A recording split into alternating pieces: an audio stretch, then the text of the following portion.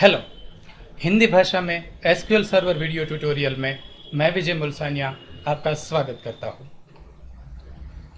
Lesson number 22 clustered, non clustered and unique and indexes in SQL server. इस video में हम clustered, non clustered और unique indexes के बारे में सीखेंगे। यह वीडियो लेसन नंबर 21 का कंटिन्यूएशन है, अतः आप इस लेसन देखने से पहले लेसन नंबर 21 जरूर देख लें। पिछले वीडियो में हमने एग्जाम्पल देखा था इन दो इमेजेस का कि एक में एक अलग से, यह एग्जाम्पल में अलग से इंडेक्स स्टोर होती है और दूसरा डिक्शनरी का एग्जाम्पल है जिसमें अलग से इंडेक्स नहीं होती है, पर इसके अंदर सभी वर्ड A to Z के क्रम में लगे रहते हैं। तो क्लस्टर इंडेक्स डिक्शनरी या टेलीफोन डायरेक्टरी की तरह होती है, यानी कि इनमें कोई अलग से इंडेक्सेस नहीं होती है, A to Z के क्रम में सारा डेटा होता है। उस तरह क्लस्टर इंडेक्स उनकी की के आधार पर टेबल डेटा को सॉर्ट और स्टोर करती है। एक टेबल में केवल एक ही क्लस्टर इंडेक्स हो सकती है, क्योंकि सभी डेटा रो केवल एक ही कॉलम के हिसाब से सॉर्ट या क्रमानुसार हो सकता है। दूसरे कॉलम को सॉर्ट करने पर पहले कॉलम का क्रम बदल जाता है।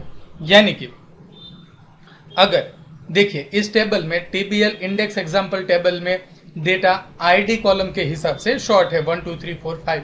अब अगर इसी डेटा को नेम के हिसाब से A to Z के क्रम में लगाएंगे तो यह क्रम बदल जाएगा। सिटी के हिसाब से लगाएंगे तो इनका क्रम बदल जाएगा, दूसरे सभी कॉलम का क्रम बदल जाएगा। यानी कि डेटा कोई भी एक कॉलम के हिसाब से क्रमानुसार हो सकता है और इसे ही क्लस्टर्ड इंडेक्स कहते हैं, क्योंकि क्लस्टर इंडेक्स में अलग से डेटा स्टोर नहीं होता है, टेबल के अंदर ही डेटा क्रमानुसार होता है।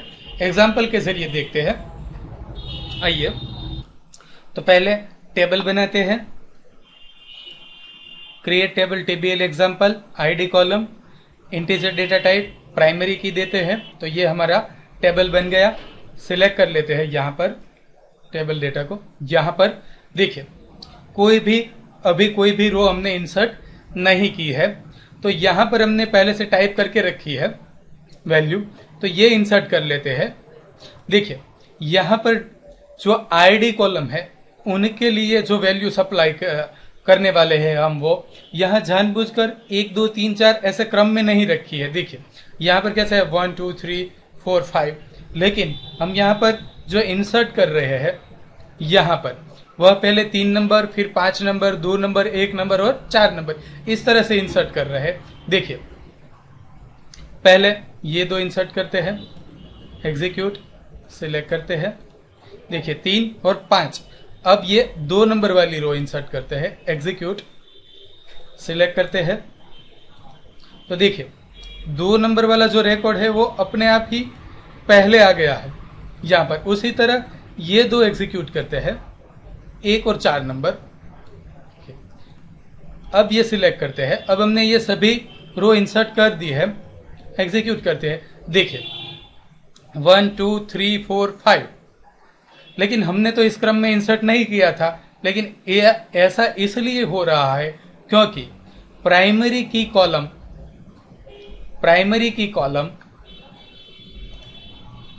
मार्क करने पर ऑटोमेटिक क्लस्टर इंडेक्स बनती है और यह क्लस्टर इंडेक्स इनको क्रमानुसार कर रही है।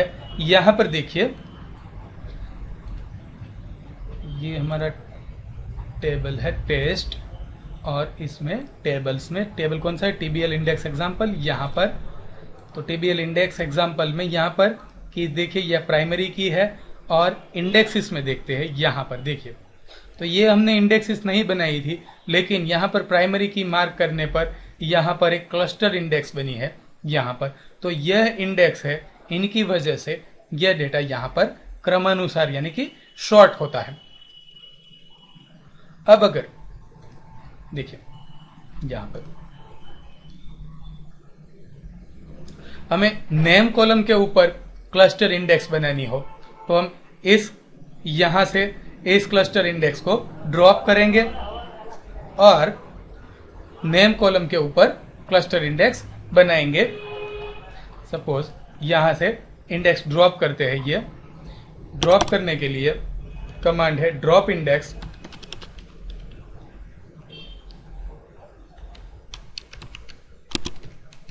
ड्रॉप इंडेक्स, टेबल का नाम डॉट इंडेक्स का नाम। तो ये हमारा इंडेक्स का नाम है। यहां पर एग्जीक्यूट करते हैं। यहां पर एरर आ रही है क्योंकि drop index is not allowed on index TBL example, it is being using for primary key constraint enforcement, क्योंकि यह इंडेक्स है वो प्राइमरी की कंस्ट्रेंट एनफोर्समेंट से जुड़ी हुई है। तो पहले हमें प्राइमरी की डिलीट करनी पड़ेगी, फिर हम यह इंडेक्स डिलीट कर पाएंगे। लेकिन सेफली हमें डिलीट करना हो तो डायरेक्टली यहाँ पर राइट क्लिक करते हैं और ड्रॉप डिलीट कर देते हैं यहाँ पर। ओके, तो देखिए रिफ्रेश करते हैं यहाँ पर, तो यह इंडेक्स डिलीट हो चुकी है। यहाँ पर की भी, प्राइमरी की भी डिलीट हो चुकी है। देखिए यहाँ पर इस फोल्डर में कोई की नहीं है, यानी कि यह इंडेक्स डिलीट करने पर प्राइमरी की भी डिलीट हो जाती है। अब दूसरे कॉलम पर हम क्लस्टर्ड इंडेक्स बनाएंगे यहाँ पर।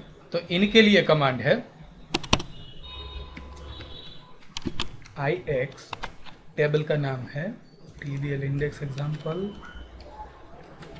कॉलम का नाम है नेम,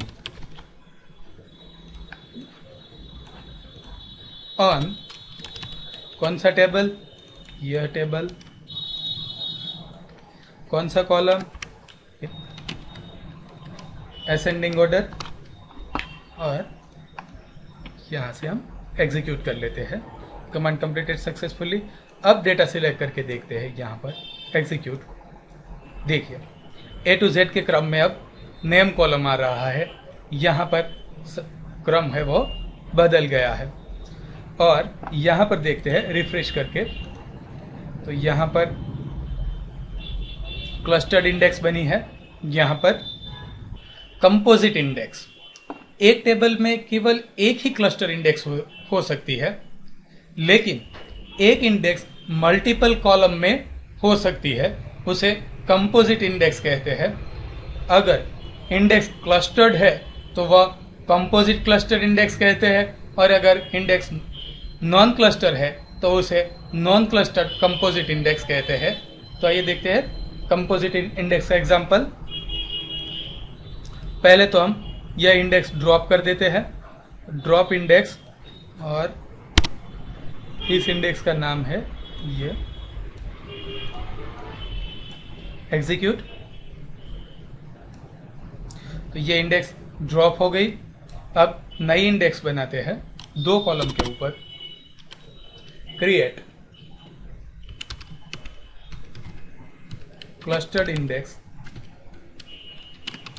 ix, टेबल का नाम, कौन सा कॉलम, कॉलम ले लेते हैं हम सैलरी और सिटी, सैलरी और सिटी, ऑन टेबल का नाम।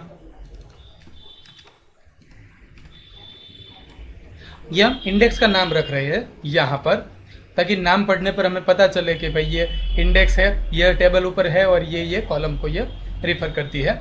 टेबल का नाम TBL इंडेक्स एग्जाम्पल, और ब्रैकेट में कॉलम का नाम दे देते हैं। सबसे पहले देते हैं जिनको फर्स्ट क्रम में रखना है, उनका नाम है ascending, comma city ascending. Create करते हैं, एग्जीक्यूट। तो यह इंडेक्स बन गई। Execute sp underscore help index, और टेबल का नाम है TBL एग्जाम्पल। तो यहाँ से भी हम इंडेक्स का पता कर सकते हैं। एग्जीक्यूट। देखिए यहाँ पर ये इंडेक्स की डिस्क्रिप्शन में दिख रहा है, क्लस्टर्ड ऑन प्राइमरी है, सैलरी और सिटी की है यहाँ पर, और ये इंडेक्स का नाम है। तो इस तरह से हम कॉम्पोजिट इंडेक्स बना सकते हैं एक से ज़्यादा कॉलम के ऊपर। यहाँ पर डेटा सिलेक्ट करके देखते हैं, यहाँ पर देखिए सैलरी फर्स्ट सैलरी कॉलम के हिसाब से और बाद में सिटी कॉलम के हिसाब से डेटा अरेंज हुआ है इस इंडेक्स बनाने के बाद। Non cluster index, non cluster index किताब की इंडेक्स की तरह होती है, जैसे कि जिसमें एक अलग पेज में इंडेक्स होती है, उसी तरह डेटा एक अलग जगह पर स्टोर होता है। देखिए इस इंडेक्स में अभी हमने क्लस्टर इंडेक्स बनाई यहाँ पर, तो इनमें कोई अलग से डेटा स्टोर नहीं होता है इस इंडेक्स के लिए, केवल यहाँ पर सॉर्टिंग हो जाती है। यहाँ पर जैसे डिक्शनरी में कैसे A to Z के क्रम में रहते हैं, उसी तरह जो भी कॉलम पर हम क्लस्टर इंडेक्स देते हैं वह कॉलम असेंडिंग या डिसेंडिंग ऑर्डर में उनका क्रम हो जाता है और बाकी सारे कॉलम के क्रम उसी हिसाब से बदल जाते हैं। लेकिन नॉन क्लस्टर इंडेक्स बनाते हैं तो सेपरेटली इंडेक्स डेटा स्टोर होता है अलग से। जैसे कि यहाँ पर नेम कॉलम के ऊपर हमने नॉन क्लस्टर इंडेक्स बनाई है, देखिए यहाँ पर non cluster index name column पर बनाई है, तो यह इंडेक्स ये अलग से हार्ड डिस्क पर स्टोर होता है और इनमें इस कॉलम का क्रम असेंडिंग या डिसेंडिंग रहता है और रो एड्रेस रहता है सभी सेल के सामने, ताकि रो एड्रेस की मदद से वह पूरी रो फैच की जा सके। यहाँ पर तो नॉन क्लस्टर इंडेक्स बनाते हैं, create non clustered index IX, table का नाम, कॉलम का नाम, ऑन टेबल का नाम और कॉलम का नाम, असेंडिंग या डिसेंडिंग ऑर्डर। एग्जीक्यूट कर लेते हैं तो ये इंडेक्स बन गई हमारी। सिलेक्ट करते हैं टेबल को, यहाँ पर देखिए यहाँ पर हमने नेम कॉलम के ऊपर नॉन क्लस्टर्ड इंडेक्स बनाई है यहाँ पर, लेकिन फिर भी यहाँ पर कोई क्रम चेंज नहीं हुआ है क्योंकि यहाँ पर एक अलग से इस तरह से डेटा स्टोर हुआ है यहाँ पर, और सभी में यहाँ पर रो एड्रेस, सभी सेल के सामने रो एड्रेस है। अब इसमें से कोई भी डेटा मांगा जाएगा तो पहले इंडेक्सेस की मदद से, अगर इस कोई डेटा सर्च किया जाएगा तो पहले यहाँ से डेटा सर्च होगा यहाँ पर से, और रो एड्रेस के हिसाब से इस कॉलम में से वो डेटा फैच होकर आ जाएगा। तो इस तरह से नॉन क्लस्टर्ड इंडेक्स बनती है। Difference between clustered and non clustered index, तो क्लस्टर और नॉन क्लस्टर इंडेक्स में क्या तफावत है? एक टेबल में केवल एक ही क्लस्टर इंडेक्स हो सकती है, लेकिन एक टेबल में एक से ज़्यादा नॉन क्लस्टर इंडेक्स हो सकती है। क्लस्टर इंडेक्स स्टोरेज ऑर्डर निर्धारित करती है, अतः उसे एडिशनल डिस्क स्पेस की आवश्यकता नहीं रहती। नॉन क्लस्टर इंडेक्स टेबल से अलग स्टोर होती है, इसलिए उसे अलग डिस्क स्पेस की आवश्यकता रहती है। Cluster index non cluster index से ज़्यादा फास्ट होती है क्योंकि उन्हें टेबल को ही रिफर करना होता है।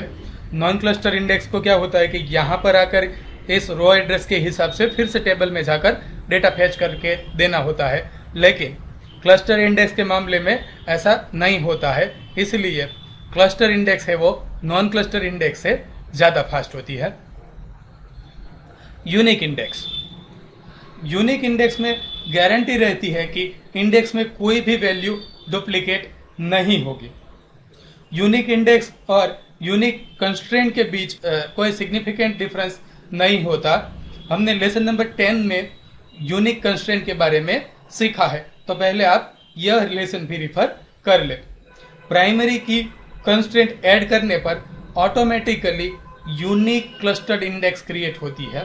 यूनिक की कंस्ट्रेंट ऐड करने पर ऑटोमेटिकली यूनिक इंडेक्स क्रिएट होती है। मल्टी कॉलम यूनिक इंडेक्सेस यह बात की गारंटी देते हैं कि वह सारे कॉलम में जितने भी मतलब के उदाहरण के तौर पर फर्स्ट नेम, लास्ट नेम और मिडिल नेम कॉलम है, तो यह तीनों कॉलम में डेटा यूनिक रहेगा, यानी कि ये तीनों कॉलम का कॉम्बिनेशन जो है वह पूरे टेबल में यूनिक रहेगा। यूनिक इंडेक्स क्रिएट करते हैं। क्रिएट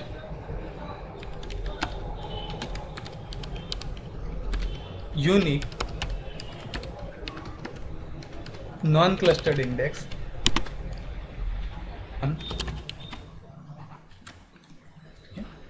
एग्जीक्यूट करते हैं।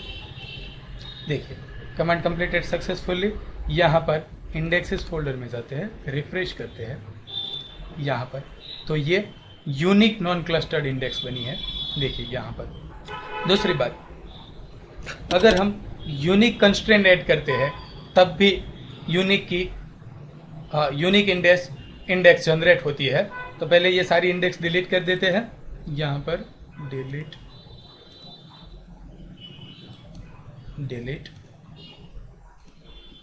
और डिलीट।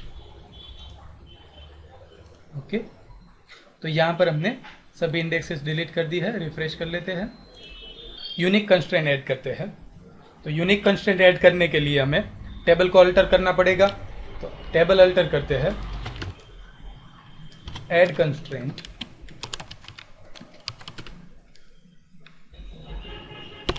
यूनिक